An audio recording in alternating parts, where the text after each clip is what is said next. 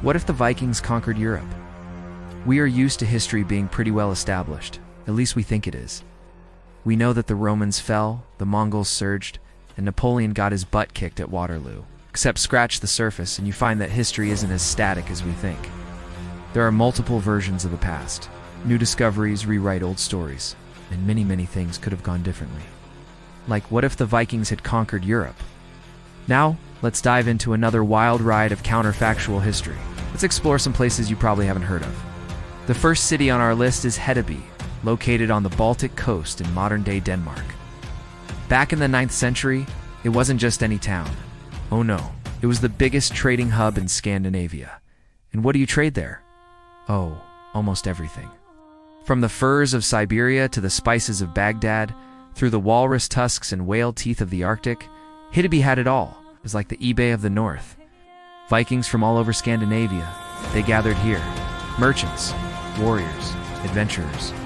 They came to buy, sell, party. And if you were a Viking, chances are you know about Hedeby. Now fast forward a few centuries and welcome to 2025. This ain't your grandma's Hedeby anymore. No siree.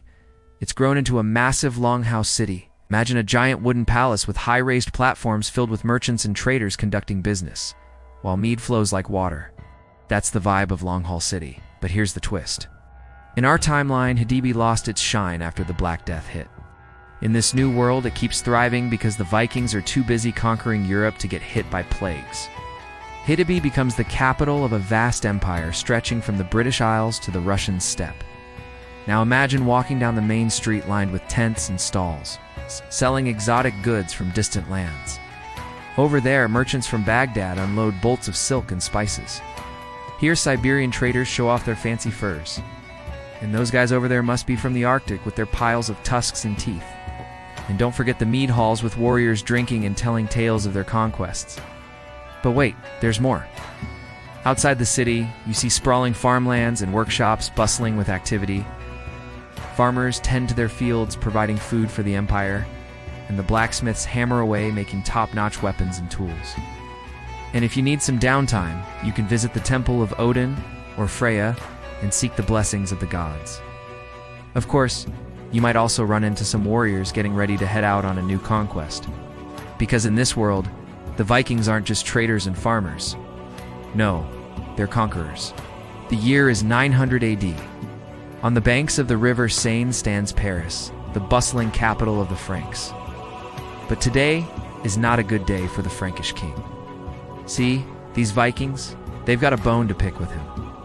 Led by the great Ragnar Lothbrok, son of legendary king, they are demanding tribute from the terrified Frankish king. Oh, and they're threatening to burn down the whole city unless he coughs up the cash. Now in our timeline, the Franks managed to hold them off and even made a counterattack. But in this world, the Vikings are just too strong. They storm the city and plunder everything in sight. But it's not just about looting, it's also about sending a message. This is a message to every ruler in Europe. Bow before the might of the Vikings or face their wrath. Fast forward to 2025. The mighty Viking army led by Ragnar has not just sacked Paris, they've conquered all of northern and western Europe. Paris is no longer a Frankish city, it is now known as London, a Norse metropolis ruled by Ragnar's descendants. Gone are the cobblestone streets and medieval architecture.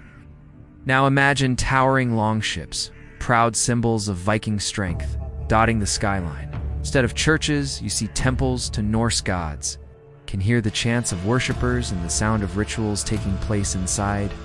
Walking down the streets, you see shops selling all kinds of wares from across their vast empire.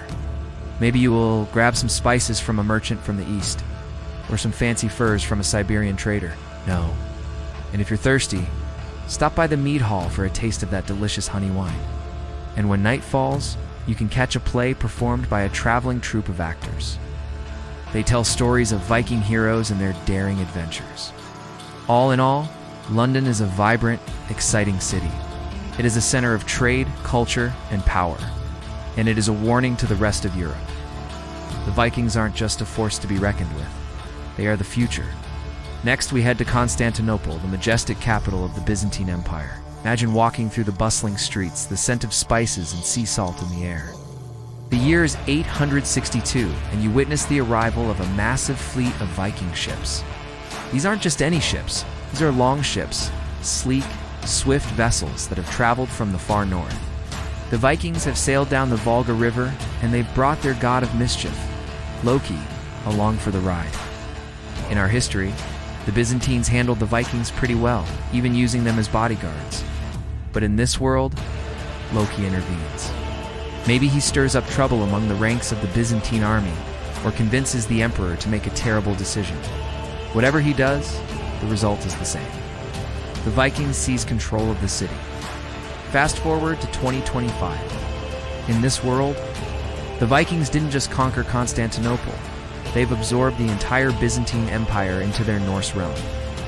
Imagine Constantinople renamed to Miklagard, a shining jewel of Norse architecture where grand long halls dominate the skyline. Instead of the Hagia Sophia standing tall, you might see a massive temple dedicated to Thor. Just picture this, towering statues of the gods watching over the city, their presence felt in every corner of Miklagard. And on the streets, you wouldn't hear Latin or Greek. Instead, Old Norse would be the language of the day. Imagine people going about their daily lives, speaking a language that sounds like, oh, like this. Maybe. Now, remember how I told you about how the Vikings integrated with other cultures? Well, that's part of what makes this world so interesting. Imagine a blend of Byzantine art and Norse design, maybe some Byzantine emperors adopting Norse customs, or some Vikings embracing Eastern Orthodox traditions. It'd be a mix of cultures that you wouldn't expect, but it would totally work. And who knows? Maybe some emperors would even take on the title of Jarl or King. It'd be a twist of history that you wouldn't see coming. Let's jump across the sea to Vinland, aka North America. Imagine the year is 990 AD and the mighty Viking longships touch down on the shores of North America. They've journeyed across the vast ocean, guided by the stars and driven by the thirst for adventure and maybe a bit of exploration. Now, in real history, the Vikings did establish a settlement here, but it didn't last long. In this world, though, it thrives. Their settlement becomes a major hub for trade, connecting Europe and the Americas. Fast forward to 2025 and welcome to Vinland, New Norse City, where two continents meet. Picture a city straight out of Norse mythology with soaring, long halls that reach for the sky and intricate carvings of mythical creatures adorning their walls. Imagine Leif Erikson, the famous Viking explorer, as the founder of Vinland. His statue stands proudly in the city center, a reminder of their glorious past. The city bustles with activity. Vikings from Europe mingle with the indigenous peoples of North America, trading goods and ideas. You might see a group of Native Americans showing off their intricate beadwork, or a Viking merchant displaying his fine furs. And when the sun sets, you can catch a glimpse of the northern lights dancing across the sky. A breathtaking sight that reminds everyone of how far north they are. Now in this world, Vinland is more than just a trading post. It is a gateway between the old world and the new. Imagine scholars from both continents coming together, exchanging knowledge about astronomy, medicine, and maybe even alchemy. Who knows what kind of innovations would come out of such a meeting of minds? Plus, with the vast natural resources of North America at their disposal, the Vikings could have developed advanced technologies that were centuries ahead of their time. Now, that's just mind-blowing, and there you have it. 4 amazing places you could have found yourself in if the Vikings had conquered Europe. Which place would you have loved to visit? And what other parts of history would you like us to rewrite? Share your thoughts below. Thanks for joining us on this wild ride through Norse history. Don't forget to subscribe if you're hungry for more tales of counterfactual chronicles.